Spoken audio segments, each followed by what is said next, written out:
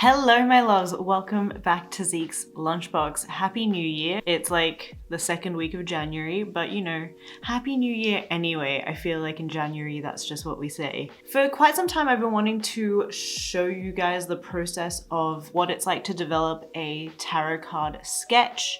If you're new here, I'm working on a tarot card project. I will pop a playlist in the description so you can catch up on that. But basically the last year or maybe 2 years, I've been documenting the process of developing the tarot card deck project. I'm just showing you lots of different facets of what goes into the project, all the research. I've talked about it here and there, but I don't think I've really shown you guys. Basically, I'll show you how I get a final sketch that I then transfer to a painting. Now, I won't show you the painting process because I feel like we've seen that process so many times in the past, but there's a lot of elements that go into considering how I develop a sketch, so I just want to show you guys how that is done. Hopefully by observing my process, it helps you guys take and cherry pick what information you need for your practice. Before we head into the video, make sure you give the video a like and subscribe.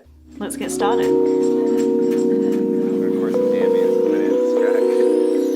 Hey everybody, so the screen right now is an absolute mess because it's probably the most apt way to visually describe what a mess this early stage process is.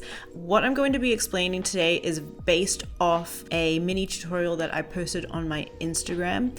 It's basically taking the steps and walking you through how I develop a sketch. So I'll basically be going through those steps but teasing it out, expanding on that information. The very first stage, and I think this is the most essential stage, a stage that people glaze over and kind of skip, is the research stage. Because a lot of the tarot cards do require very specific things and elements, tones to be projected in the individual cards, it requires quite a lot of research to develop a lot of that. So this is the stage that Julian, my tarot card partner, and I go through, and we kind of chat over the phone to really discuss what the tone of it should be.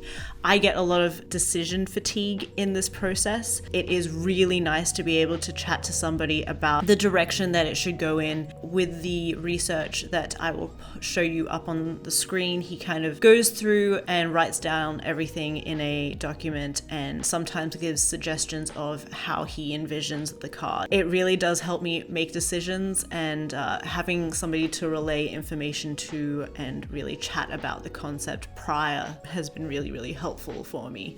Like I said, I get decision fatigue. Too many decisions to make. It's really nice having somebody to bounce off ideas with. Often he has a little section up the top called mandatories. Mandatories means these are the things that definitely have to be in the deck, and then he'll go into the meaning of the card. The mandatories of the card I won't read out, they're pretty boring, and also you will see them eventually as they develop. Having a checklist of what needs to be in there, I kind of have that in my mind. So with this particular card was quite androgynous. I wanted to have the card have a lot of balance between feminine and masculine looks, aesthetics. That is a stylistic choice that I'll explain later on, but basically I wanted the card and the figure to be androgynous. I've been switching a lot of the heads with animals just because I feel like we relate to animals a lot more, and it's a lot easier to project yourself into a card when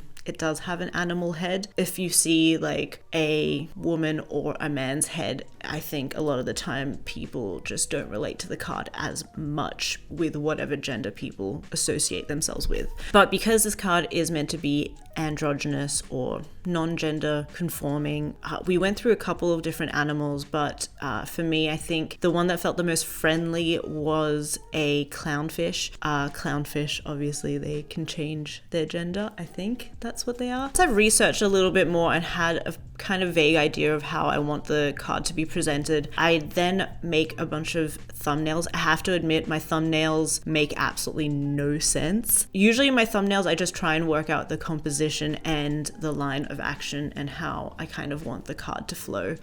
Upon doing this, then I'll try and find references that kind of adhere to the thumbnail. Once I kind of nail down the thumbnail, I usually try and do some life drawing, just one to warm sum me up, and then 2, trying to figure out exactly what position I want the figure to have. I knew with this figure I wanted it to have quite a dynamic body position, but also it still needs to reference the original artwork, so it did need to be a standing position.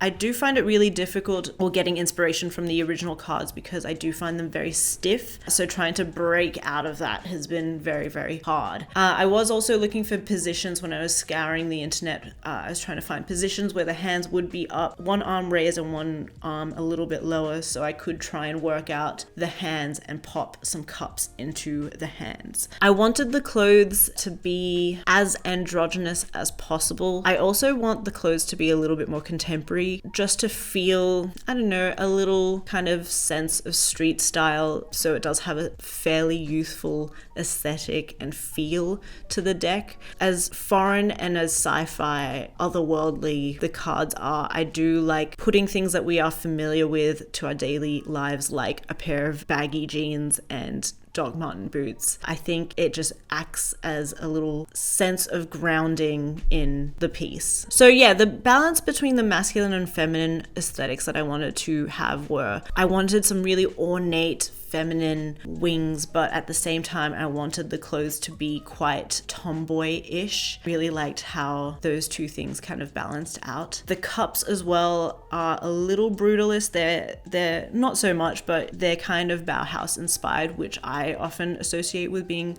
quite masculine, stern, geometric. Balanced it out with the water being quite flowy and dynamic. Something that I'm trying to develop in the deck is looks and symbols that are cohesive throughout the deck. So I have painted wings in the past. The wings that I did in the Lovers card, I tried to have very similar aesthetics and a kind of similar combination or routine. A good key way of trying to have something, a whole collection be cohesive, is if you basically repeat a lot of elements. So if you've got purple in one, you want to try and pop that in with another, just because those repeating elements do refer back to one another and they feel a little bit more cohesive. Again, going back to decision fatigue, the decision of what wings in my tarot universe have already been deciphered, so I just basically needed to copy and paste them. It really helps speed up the process and helps my decision fatigue, you know, like that decision has been made already in the past. So the checklist that I had was,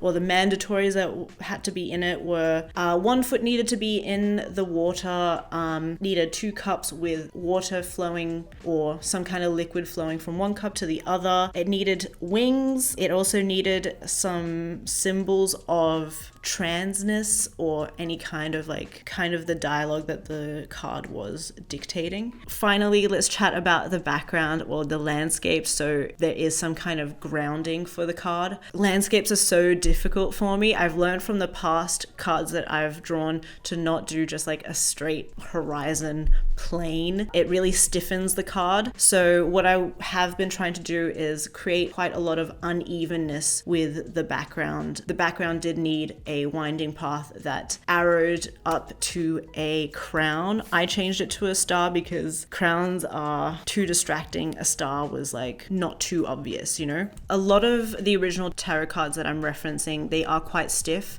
So I'm constantly trying to undo the stiffness and create some more dynamic movement and energy in the cards. Standing positions are quite difficult. The character did need to just be front on. I was just trying to duplicate and pay homage to the original card as much as possible. But I did try to create quite a lot of movement in the wings, and that's why I did stylistically choose to have the wings be quite uneven and have one, you know, really pushed from one direction to the other. What I tried to do in a lot of the tarot cards is create a lot of unevenness, as much asymmetry as possible. I try and completely avoid symmetry in the deck just because it does tend to stiffen up the card or the design. So the landscape had to be developed last because it needed to frame the main character. I tried to create basically an oval in the lines that I drew in the cards. I will have an example of that, what I mean by that, up on screen. Basically, it needed to frame the main character as much as possible. Because there was a line of where the water was going, I wanted to kind of replicate that on the ground and create like an oval shaped framing for the main character. So that's why the landscape, you know, tries to frame the character as much as possible, but also attempt to put all of the elements and all the mandatories that need to be in the card. So a winding path, a body of water, crown or star. And I think it needed mountains in it as well. It's really quite a challenge to try and create and fit in all of the elements in the cards that need to be in there. A lot of back and forth of seeing what works and seeing what doesn't. So if you're trying to develop something like that, my recommendation is just to be patient and experiment, because you never really understand how it's going to fully develop unless you kind of do that back and forth, to and fro dance of research, sketching, developing, refining, going back to research, etc. Cool, so that is the final sketch. I hope that's interesting to you guys. Now there are a couple of clues throughout the video of what this card is. If you have any ideas, pop them in the comments below and I will heart your comment if you got it right. Okay, you guys. Outro. All right, you guys, thank you so much for watching and observing and learning and figuring out what that process was all about. I hope it was helpful to you. If it was and you got any value out of this video, make sure you give the video a like and consider subscribing. If you want to support the Tarot Card Project, you can either head to my shop or my Patreon, or just keep coming back and hanging out with me online. If you liked this kind of video of me explaining all the different stylistic choices and compositions for this sketch, let me know if you enjoyed it and I'll be happy to make more videos like this. Let me know in the comments below. I will catch you guys in the next video. Catch you later. Bye.